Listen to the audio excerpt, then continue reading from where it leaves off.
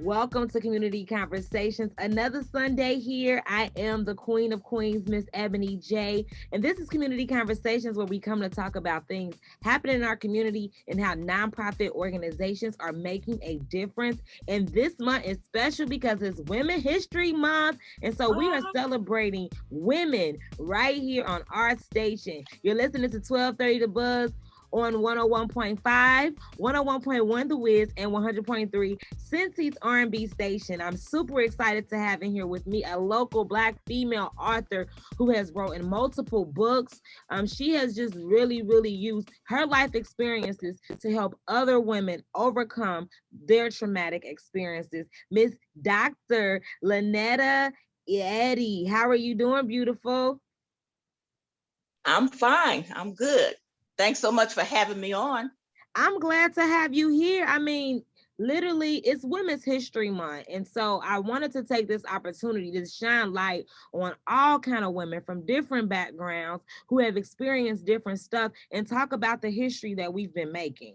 And we know in our history as Black women, we have dealt with so many traumatic experiences, from rape to abuse to molestation.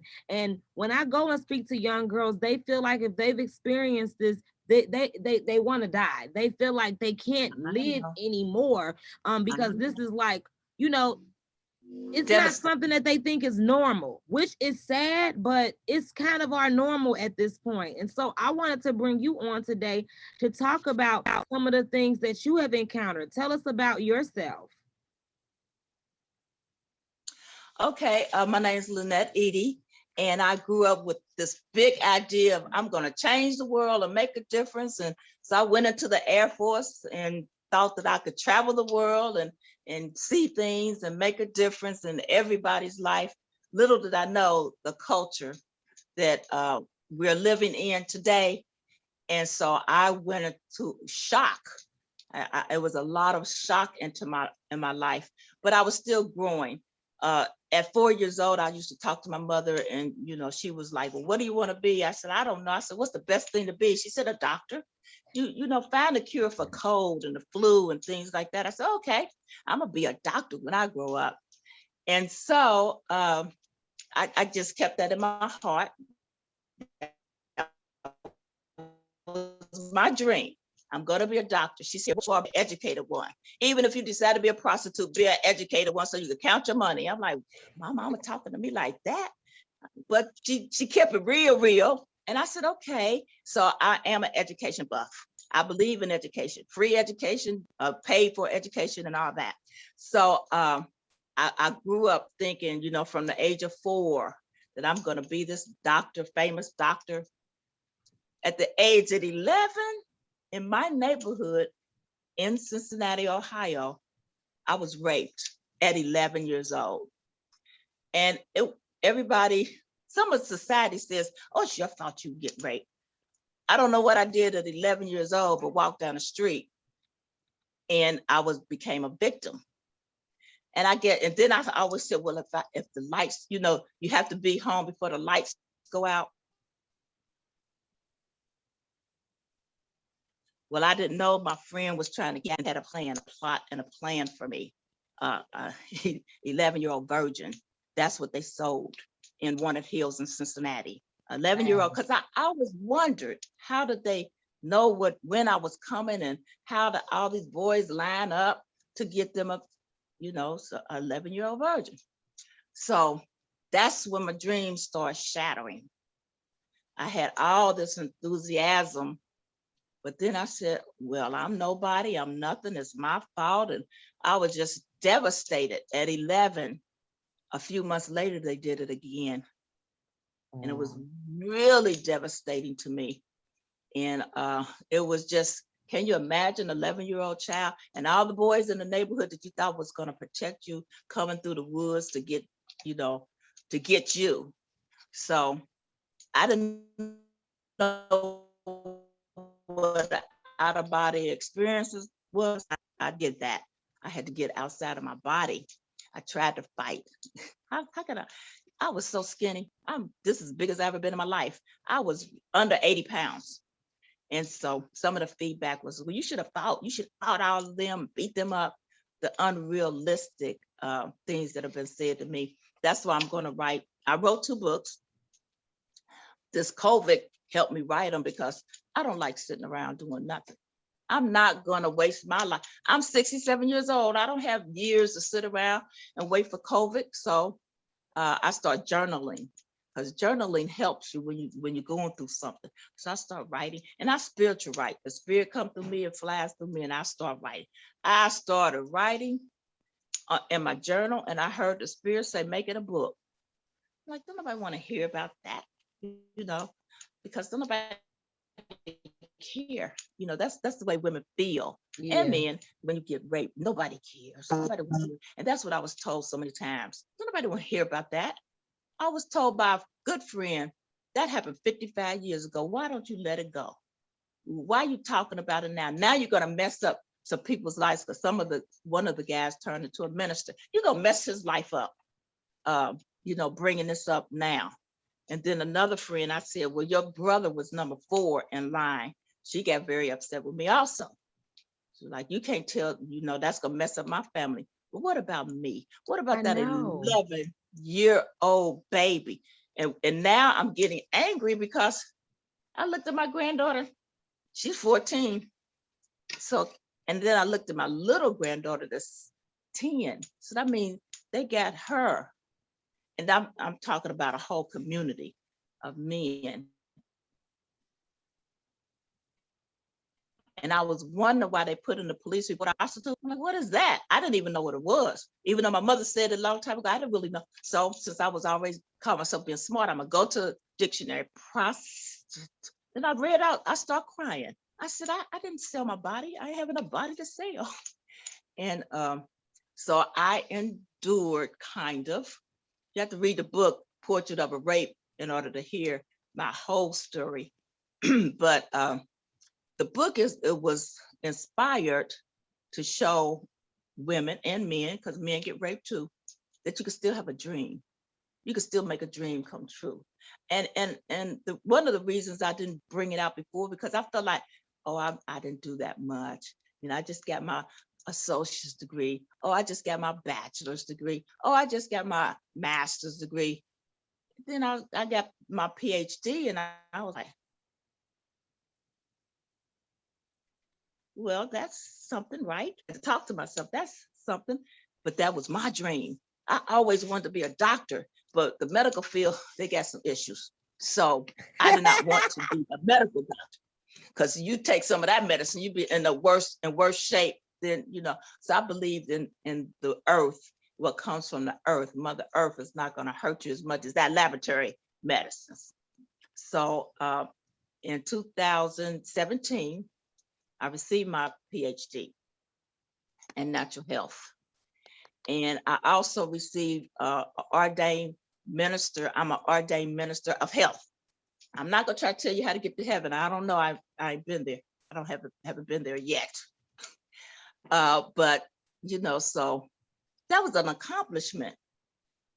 And so I said, let me share. Because if you have knowledge and you don't share, you have nothing. My opinion. Say that again. It takes wisdom to share your knowledge. And what'd you say?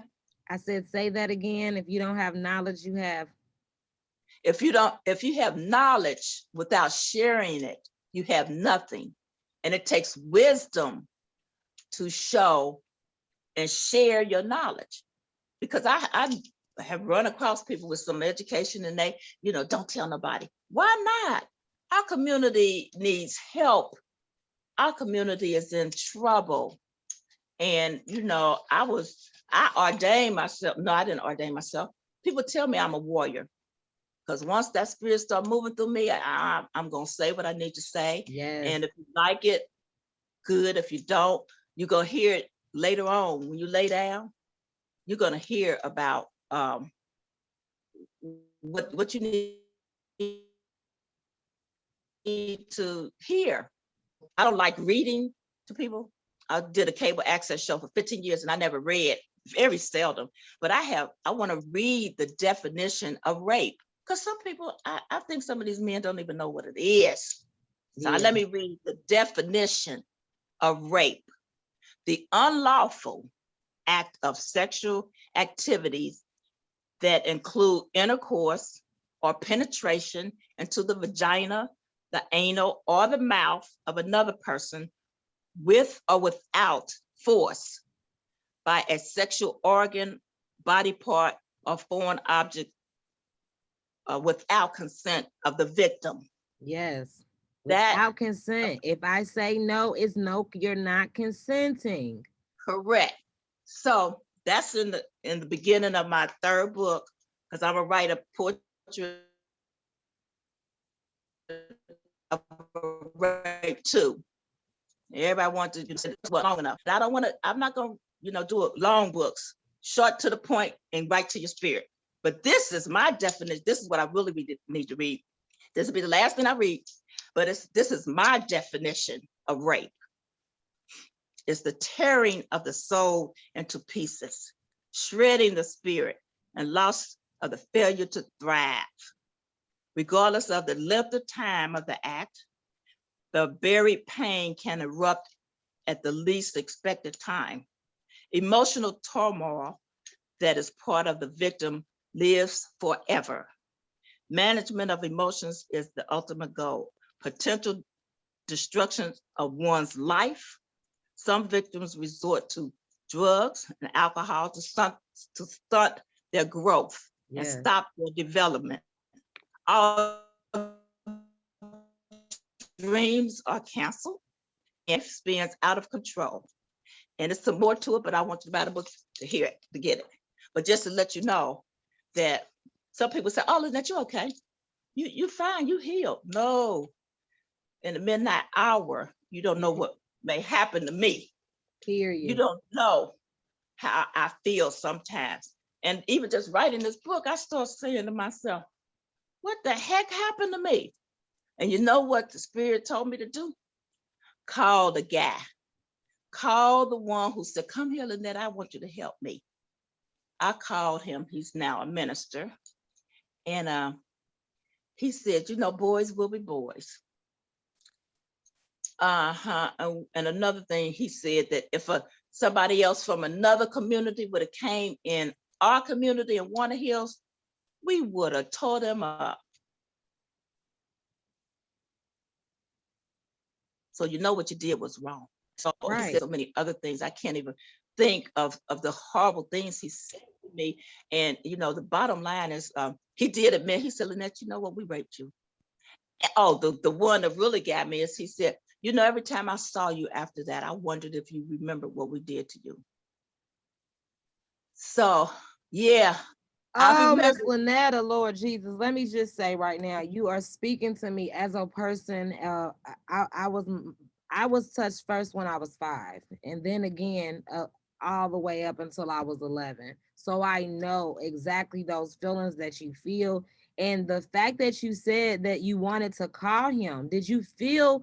Because I feel so many times the same way. Like, do they remember with me when they hear me on the radio now? Do they be like, that's that girl I raped? Or, like, I want to ask them why they did it. Did you feel better or did you feel worse? Well, what I felt was I just really felt I needed to do that. And the strange thing about everything is he felt like, oh, I'm so glad you did this because this releases me. No, it don't. It wasn't even about you. See, that makes me feel like he's still doing it. Right. It's still right. But he's still doing this because he's a minister. Thank God my mother didn't raise me in the church so I could be brainwashed thinking these ministers, popes and preachers and bishops, name some other names they give themselves and make them above the law. And they are the ones that are raping our children. And the reason I wrote the second book, Uncle Jerry, Pedophiles in Our House, is because as I was interviewing and counseling women, most of it started when you was a baby. Correct. Young. And it was someone in our family. And I get Uncle Jerry. And ladies, please. Right, that's what I'm saying. Uncle Jerry started out by tickling me. That was his way of putting his hands on me. Correct. And after a year or so, he said, do you want the horse to come out the barn? Even at 4, I'm like, that don't sound right. Right. You know, that don't. So you have to watch who you let, because actually when I was writing about pedophiles, I didn't realize there was so many different kinds of pedophiles. I thought, in my limited thinking, with my PhD, I know I don't know everything, but I thought I knew that. It's a pedophile is a man that want to penetrate a little girl. There's so many other kinds. Some of them just want to watch. Some of them do want to touch, but not sexually, just Right. the touch.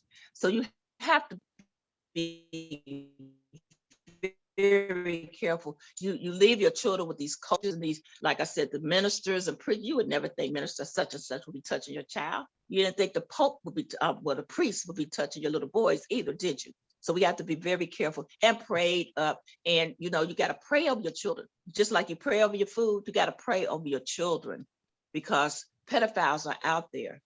And like I said, some of them may not sexually penetrate, but they just want the touch of a child. That's pretty sick too. Or they want that control. They can't get that control. They don't have control with these other women, so they can go to this kind of woman to get that control. And then some of them are turned on by fear. So they want a woman who is going to be scared and feeling helpless. And they just want to put pain in them. Correct. They don't want, that's where they get their pleasure from, just putting the pain. So this has been a bit adventure for me. Like I said, thank God for COVID, because I've just been running around. See, I run from my fears and my thinking, because I like to travel. I'll be going on a cruise line thinking about who raped me and all that. Okay, so COVID messed up last year. I was going on 2 cruises back to back. That didn't happen. I was like, wait a minute. And so I moved in a 1-bedroom, and I'm usually in a 2 or 3 bedroom house, or apartment. So I only have 1 bedroom. So I go to the bedroom, get in the bed, come in the living room, play like I'm at the movie, turn up the, and lay back on my little couch here. And then I could not go on my patio because it was too cold. So I'm like, well, okay, what am I going to do to not waste 1 year of my life? Because see, I'm 67. So every year is like a dog year. So a year in a bad relationship or any kind of craziness, that's like 7 years of my life. That's the way I look at it. 5 to 7 years of my life. And that's why, that might be the reason why I'm not in a relationship. I said, maybe these rapes has something to do with it. Yeah, it has something to do with it, because strike one, you out. Come in my life asking for something, or take it. If you take anything out of my house, it's like rape to me. And then a lot of these men out here now, especially these young ones, they don't have anything. They never had anything. They going after the woman that have something. And then you could listen to their conversation. If their conversation is all about, my aunt got this, my brother got this, my mother got this, the last girlfriend I had this, ask the question, what you got? What do you have? Right. And if any man come in your house and spend the night, then spend another night, then get in an argument, you can't tell him to go home because he has no home. That's a clue. That should be a clue. So, and the men that are my age and successful, unfortunately, they want to go for the white women, because that makes them feel like they made it in life. So I'm just sitting out here like, well, that's all right. Let me go on a cruise. Right. And so now I have another mission. It came over me last night. I know we had a Me Too. Miss Burke started that back in 2006 to let people know, this is happening. Let's look at this. I went through her webpage, and she has some healing things on there. She has a whole lot of things. It has expanded tremendously. Oh, yeah. And that's a good thing. What came over me last night, I want to start a campaign called It's Not My Fault, and talk about the healing. The first step, the first step of healing is to, just like with Alcoholics Anonymous, you stand up and say, I'm an alcoholic. You have to stand up and say, I was a victim. And it's so hard. For some women, it's just so hard. They, like you said, they feel like they have nothing. Their dreams are shattered, and they're ashamed. You know, they say, well, how did you get raped? What was you wearing? A short skirt? If you walk down the street butt naked and you say no, that so, Or you the know, I've one I had, hear a lot is, why didn't you tell anyone? because they're not gonna listen. First, Correct. they're not gonna listen, and then they're gonna blame you. I was trying to pull my heart out to a cousin, and I noticed the look on her face. She was looking down at me like, why didn't you just run? Why didn't you, what you do in the closet? I didn't do anything. Because you wasn't in the military, you don't know the culture. So no, I just couldn't walk off base. They call that AWOL, and I'll be in jail because I'm trying to protect myself Right. from the nonsense that goes on. So it's hard to talk about it because, you know, most of the time when you talk to people, they want to tell you what's going on with their life. And then when it's time for you to spill your guts out, they're like, oh, girl, I got to go. Most of the time. That's what I Or they found. don't know how to respond. Some people just don't know how to respond to the situation, is what I've noticed. And so it's really hard for them to say anything besides, well, why didn't you do this? Or it couldn't have been me. But if it was them, then they probably wouldn't even have responded the way that you did, you know? And I froze. I knew about the run and fight. I tried to run to grab me back.